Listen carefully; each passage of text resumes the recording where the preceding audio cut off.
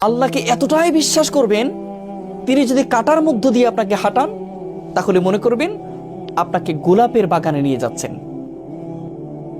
আপনি যদি যে কোনো কষ্টে যদি থাকেন, আপনি যদি ব্যথিত হন, আপনি যদি আঘাতপ্রাপ্ত হন, তাহলে আপনি মনে করবেন আপনার আল্লাহ এই কষ্ট দেওয়ার মানেই হলো আল্লাহ আপনাকে ওয়ালা সাউফা ইউতিকা রাব্বুকা ফাতারদা, এমন কিছু দিতে যাচ্ছেন সেটা পেলে তুমি খুশি হয়ে যাবে। যত কষ্ট আছে, যত দুঃখ আছে, সব তুমি ভুলে যাবে। এমন জায়গা আল্লাহ নিতে চাচ্ছেন।